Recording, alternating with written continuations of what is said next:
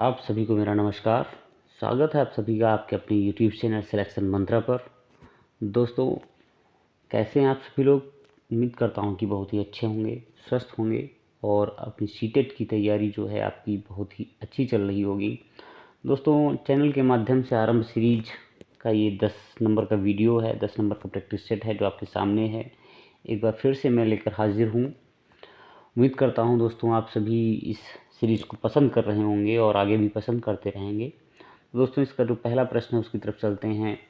पहला प्रश्न है, निम्नलिखित में से कौन असतत चर का उदाहरण नहीं है? निम्नलिखित में से कौन असतत चर का उदाहरण नहीं है? आयु नहीं है, वैवाहिक स्थिति नहीं है, लिंग नहीं है, आवासीय स्थान नहीं है। क्या नहीं है? तो आयु सतत बढ़ने वाली प्रक्रिया है, ये हमें सबको पता है। तो इसलिए यह एक सतत चर है। ये क्या है? सतत चर है। आयु क्या है? ये सतत चर है, सतत लगातार। और बाकी ये हैं, ये असतत चर हैं। तो आपका इसमें जो विकल्प है वो क्या सही है? आयु सही है। ठीक है दोस्तों। फिर दोस्तों बात करते हैं अगले प्रश्न की तरफ। लिखा हुआ है कि वह प्रक्रिया जिसके द्वारा माता पिता यह अनुमान लगाते हैं। देखिए दोस्तों, सीटेट 2022 हो या कोई जो पीछे के सीटेट जो भी हर साल होता ही रहता है, तो इसके जो क्वेश्चंस होते हैं, एक समझ या हमें अवधारणा बनानी पड़ती है, कॉन्सेप्ट क्लियर करना पड़ता है सीटेट के लिए, कि तभी हम जान पाते हैं कि सीटेट हमसे चाहता क्या है आखिर। ये खुद ही मतलब एक क्लासरूम एनवायरनमेंट जो होता है वो हमारे मस्तिष्क या हमसे वो चाहता है कि हम क्या सोचते हैं चीज़ों के बारे में। अगर हमको क्लासरूम दे दिया जाए, हम पढ़ाने जा रहे हैं, तो हम कैसा वहाँ पे क्या करेंगे? पॉजिटिविटी की तरफ रहेंगे, नेगेटिविटी की तरफ रहेंगे? तो ये चीज़ें हमसे खुद ही वो निकलवाना चाहता है। तो हमें ज़्यादा कुछ चीज़ें हैं कि इतना ज़्यादा हमें पढ़ना नहीं है, हमें खुद का ही जो मस्तिष्क है उसका विकसित उसको करते रहना है।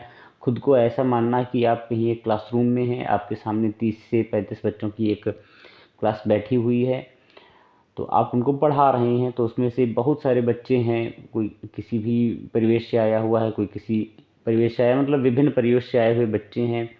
किसी की इंटरेस्ट किसी का कहीं और है, किसी और मतलब इंटरेस्ट जो उनका है, एरिया ऑफ इंटरेस्ट जो है वो भी अलग अलग है। जो उनका व्यक्तित्व है, जो उनकी आईक्यू है वो भी अलग अलग है। तो इन चीज़ों को आप कैसे समायोजित करेंगे, कैसे उनको लेकर के एक साथ चलेंगे, और कौन सी लर्निंग या जो उनको सिखाएंगे उसकी टेक्निक्स क्या होंगी, आपके लिए एक्टिविटीज़ कौन सी होंगी, किस तरह से आप उनको सिखा सकते हैं, ये चीज़ें खुद वो चाहता है सीटेट या जो अथॉरिटी है, या जो भी टीचिंग एलिजिबिलिटी टेस्ट होते हैं, तो वो खुद चाहते हैं कि आप कैसे करेंगे वहाँ पे। तो आप उनको देख करके उसके हिसाब से आप देख सकते हैं। तो यहाँ पे एक जो क्वेश्चन है दोस्तों, वह है वह प्रक्रिया जिसके द्वारा माता पिता यह अनुमान लगाते हैं कि उनके बच्चों में सभी सकारात्मक गुण हैं, क्योंकि एक गुण सकारात्मक है कहलाता है। क्या कहलाता है? परिवेश का प्रभाव, हाउथेनी का प्रभाव, प्रभाव का नियम या प्रतिलोम परिवेश का प्रभाव। तो ये दोस्तों ये 4 विकल्प दिए हुए हैं। उसमें से क्या विकल्प सही है? कि क्वेश्चन अगर हम नहीं एक बार में समझ पाते हैं, तो आप अगर बार बार ही क्वेश्चन को पढ़ते हैं तो उसी क्वेश्चन में आपको उसका आंसर अवश्य मिल जाता है दोस्तों।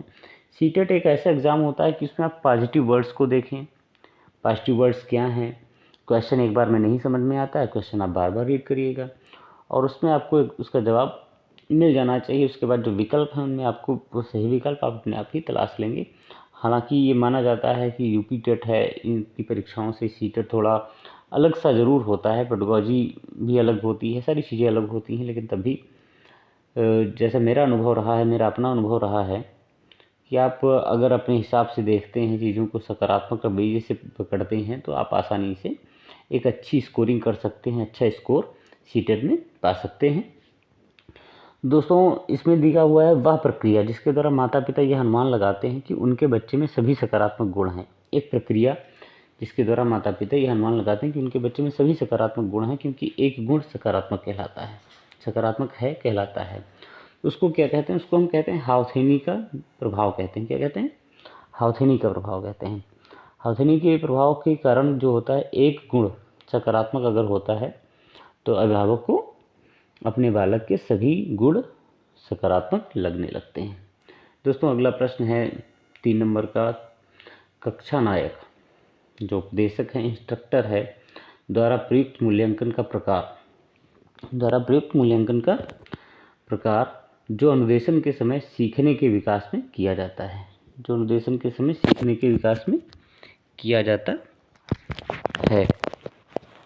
दोस्तों इनमें से क्या है? नैदानिक मूल्यांकन है, प्लेसमेंट मूल्यांकन है, फॉर्मेटिव मूल्यांकन है, संकलित मूल्यांकन है। तो इसमें से क्या सही है आपका? इसमें आपका फॉर्मेटिव मूल्यांकन सही है। जो फॉर्मेटिव असेसमेंट होता है वो सही है, क्योंकि इसमें जो शिक्षक होता है वो सत्र के दौरान कि बालक ने कितना सीखा है उसकी प्रगति का अनुश्रवण करने के लिए वो पहले मूल्यांकन करता है, फिर नैदानिक मूल्यांकन प्रणाली का वो प्रयोग करता है। तो आपका ये फॉर्मेटिव इसमें सही है। ठीक है दोस्तों। फिर जो अगला प्रश्न है, छात्र की प्रयोगात्मक दक्षता के आकलन का यथोचित रूप है। तो क्या है दोस्तों? प्रयोगात्मक दक्षता के आकलन का यथोचित रूप। ठीक है, तो इसमें से क्या सही है? साक्षात्कार सही है कि अवलोकन है कि लिखित परीक्षा है या प्रश्नावली है? क्या है इसमें? आपका लिखित परीक्षा सही है। क्या है सही? लिखित परीक्षा बिल्कुल सही विकल्प आपका है कि अगर हम प्रयोगात्मक दक्षता का आकलन करना चाहते हैं तो उसका यथोचित रूप क्या हो सकता है, उसका उचित रूप क्या हो सकता है? तो वो है लिखित परीक्षा। क्योंकि लिखित परीक्षा जब हम करवाते हैं तो छात्र या तो फिर वो रट के आएगा क्वेश्चन को, सवाल के जवाब को रट के आएगा। अगर वो रट के भी आता है तब भी वो भूलता है, कहीं ना कहीं वो बिल्कुल जैसा एज इट इज़ तो लिखेगा नहीं, तो वो भूलता है। और तब वहाँ पर वो अपनी जो उसके दिमाग में चल रहा होता है तो वो अपनी समझ को प्रदर्शित करता है, अपने भावों को प्रदर्शित करता है, अपने विचारों को वो आकलन एक वो प्रदर्शित करता है, और तब उसका आकलन शिक्षक के द्वारा या इंस्ट्रक्टर के द्वारा लगाया जाता है। दोस्तों अगला प्रश्न है, तो इसमें आपका सही विकल्प क्या होगा? लिखित परीक्षा, डी विकल्प आपका बिल्कुल सही है। दोस्तों अगला प्रश्न है, निबंधात्मक प्रश्नों के लिए निम्नलिखित में से कौन सा सबसे अच्छा विकल्प है? निबंधात्मक प्रश्नों के लिए तो क्या विकल्प अच्छा है कि न्यूटन के गति के नियम की चर्चा करें, न्यूटन के गति के तीनों नियमों की व्याख्या करें, न्यूटन के गति का नियम क्या है, न्यूटन के गति के नियम पर एक लेख लिखें। तो इसमें सबसे अच्छा विकल्प क्या है? निबंधात्मक का पूछा जा रहा है, तो आपका डी विकल्प इसमें बिल्कुल सही है। कौन सा विकल्प सही है दोस्तों? डी विकल्प सही है। दोस्तों अगला प्रश्न है, मंद अधिगमकर्ता जिनकी शैक्षिक उपलब्धि सामान्य योग्यता से कम रह जाती कहे जाते हैं। मंद अधिगमकर्ता जिनकी शैक्षिक उपलब्धि सामान्य योग्यता से कम रह जाती है उनको क्या कहते हैं? उनको पिछड़े कहते हैं, विशेष कहते हैं, बाल अपराधी कहते हैं, मानसिक रूप से कमज़ोर कहते हैं। क्या कहते हैं उनको? तो उनको ना तो हम मानसिक रूप से कमज़ोर कहेंगे, वो विशेष बच्चे भी नहीं है, वो बाल अपराधी भी नहीं है, जुवेनाइल डिलिंक्वेंट भी नहीं है, वो क्या है? पिछड़े हैं। क्या हैं वो? पिछड़े हैं। जिनकी शैक्षिक प्रवृत्ति सामान्य योग्यता से कम रह जाती है वो पिछड़े बालक कहे जाते हैं। फिर अगला प्रश्न है दोस्तों, शिक्षा शास्त्र का वह प्रकार जिसमें विशिष्ट शिक्षा की आवश्यकता होती है, क्या कही जाती है? विशेष लोगों को दी जाती है, विकलांग व्यक्तियों को दी जाती है, बुद्धिमान व्यक्तियों को दी जाती है, स्थानीय मुखिया द्वारा संस्थापित हो जाती है। जिसमें विशिष्ट शिक्षा की आवश्यकता होती है तो उसको हम किसे देते हैं? तो वो आपका विकल्प सही है। विशिष्ट जो शिक्षा है वो विशिष्ट लोगों के लिए है, विकलांग व्यक्तियों को दिव्यांग व्यक्तियों को दी जाती है। बी आपका विकल्प बिल्कुल सही है। फिर है दोस्तों, कक्षा में प्रभावी व्याख्यान देते समय एक अध्यापक संबंध स्थापित करता है, सार्थक शारीरिक हावभाव को समावेशित करता है, व्याख्यान स्थल पर स्थैतिक बना रहता है, ध्वनि की तीव्रता और तरीके में परिवर्तन करता है। वो क्या करता है? अगर प्रभावी व्याख्यान देता है तो उस समय वो अध्यापक क्या करता है? तो उसे क्या करना चाहिए? वो कक्षा में व्याख्यान देते समय वो अपने शारीरिक हावभाव को भी समावेशित करे, अपने चेहरे पर वैसे एक्सप्रेशंस वो लाए, वो सार्थक होते हैं उसके लिए। ठीक, तो आपका विकल्प बी बिल्कुल सही है। फिर है दोस्तों, निम्नलिखित में से कौन सा संकेत बच्चों में दृष्टि बाधिता की समस्या सूचित नहीं करता है? कौन सा जो संकेत है वो बच्चों में दृष्टि बाधिता की समस्या सूचित नहीं करता? दिशा निर्देश के अनुसरण में समस्या, उदासी, ठोकर लगने का भय, दूरी मापन में असमर्थता। तो क्वेश्चन क्या कह रहा है कि दृष्टि बाधिता की समस्या को सूचित नहीं करता है, तो दिशा निर्देश के अनुसरण में समस्या, तो ये दोस्तों हो सकता है विकल्प ये जो है ये इस समस्या को सूचित नहीं करता। यही आपका सही विकल्प है कि जो दिशा निर्देश का अनुसरण वो कर रहे हैं, वो दिशा निर्देश क्या करेंगे? तो ये दृष्टिबाधिता को समस्या को सूचित नहीं करता। देखिए, जो दृष्टिबाधित होगा तो उसके मन में कहीं ना कहीं उदासी रहती है, और क्योंकि उसको दिखाई नहीं पड़ रहा, दृष्टिबाधित है, उसकी ठोकर लगने का भय भी उसे रहता है, और दूरी में अपने में तो असमर्थ होगा ही। इसलिए आपका विकल्प ए जो है वो सही विकल्प है। दोस्तों फिर है मीडिया का एक उदाहरण जो अधिगमकर्ता को प्रत्यक्ष प्रस्तुतिकरण के द्वारा अधिगम में सहायक होता है। तो इसमें दोस्तों विकल्प क्या हैं? शैक्षिक टेलीविज़न मीडिया का एक उदाहरण जो अधिगमकर्ता को प्रत्यक्ष प्रस्तुतिकरण के द्वारा अधिगम में सहायक होता है। तो शैक्षिक टेलीविज़न है, शैक्षिक प्रसारण है, ओवरहेड प्रोजेक्टर है या टेलीफोन है। तो इसमें आपका सही विकल्प क्या होगा? जो प्रत्यक्ष प्रस्तुतिकरण दे रहा है वो है शैक्षिक टेलीविज़न है। वो क्या है? शैक्षिक टेलीविज़न है। यही एक ऐसा उदाहरण है जो इस अधिगम में या प्रत्यक्ष प्रस्तुतिकरण के द्वारा अधिगम में सहायक होता है। दोस्तों फिर है वाक बाधित। बच्चों का विकास किया जा सकता है उनको जो वाक बाधित हैं, जो बोल नहीं पा रहे हैं सही से। तो जो वाक बाधित हैं तो उनको विकास उनका कैसे किया जा सकता है? उनकी इस समस्या पर कैसे काम किया जा सकता है? उनका विकास कैसे किया जा सकता है? वाक बाधित कौन से होते हैं छात्र? कौन से बच्चे होंगे वाक बाधित? वाक बाधित बच्चे कौन से होंगे? जो सही ध्वनि का सही उच्चारण नहीं कर सकते हैं। जो ध्वनि का सही उच्चारण नहीं कर सकते हैं तो उनको मतलब बोलने से जो उनका बोलने संबंधी है उससे वो समस्याग्रस्त रहते हैं। तो उनकी मदद कैसे की जा सकती है? तो कक्षा में अपने विचार को प्रदर्शित करने के लिए प्रोत्साहित करके या सही ध्वनि के उच्चारण के लिए सहायता करके, उनके द्वारा कथित गलतियों को सुनने में सहायता करके, या मूल्यांकन के लिए विशेषज्ञ के पास भेजकर। तो विशेषज्ञ के पास हम कितने बच्चों को भेजेंगे? नहीं भेज सकते हैं। कथित गलतियाँ को सुनने में शायद ये भी नहीं होगा। तो आपका विकल्प इसमें सही क्या? सही ध्वनि के उच्चारण के लिए सहायता करके। वो एक बार सही ध्वनि नहीं बोल पाता है तो आप उसको बोलने के लिए बताएं कि हाँ इसको ऐसे नहीं ऐसे बोलते हैं, तो ये समस्या रहती है, तो ये इस तरीके से सही की जा सकती है। फिर दोस्तों विद्यार्थियों के साथ संप्रेषण का अर्थ होता है। विद्यार्थियों के साथ संप्रेषण का अर्थ होता है उनसे प्रश्न करने को कहना। संप्रेषण, ठीक है दोस्तों, संप्रेषण का अर्थ क्या होता है? संप्रेषण का अर्थ क्या होता है? ट्रांसक्शन जो होता है तो वो इंटरेक्शन, माफ़ कीजिए, जो इंटरेक्ट करना होता है, सूचना संप्रेषण वगैरह जो होता है तो वो क्या होता है? उसका अर्थ क्या होता है? उनसे प्रश्न करने को कहना, विचारों का आदान प्रदान, उन्हें निर्देश देना, उन्हें अपने विचारों से अवगत कराना। इसमें दोस्तों कौन सा विकल्प सही है? उसमें विकल्प सही है बी, विचारों का आदान प्रदान। ठीक है, कि जब शिक्षक छात्रों के साथ संवाद करता है तो शिक्षक अपनी बातें छात्रों को बताता है। अगर छात्रों के मन में कोई समस्या है, कोई प्रश्न है तो वो शिक्षक से साझा करता है। तो इस तरह से दोनों के बीच क्या हो रहा है? आदान प्रदान हो रहा है विचारों का। तो यही संप्रेषण होता है। संप्रेषण 2 वे प्रोसेस है। ठीक है दोस्तों। और फिर प्रतिभाशाली बालक कौन होते हैं? तीव्र और आसानी से सीखते हैं। तीव्र और आसानी से सीखते हैं, जो सुनते या पढ़ते हैं बिना रटे कंठस्थ कर लेते हैं। तो ये तो नहीं माना जाएगा। वस्तु चिंतन करते हैं, ये भी नहीं है। कम समय में ही अपहरण का अनुसरण करते हैं, ये भी नहीं है।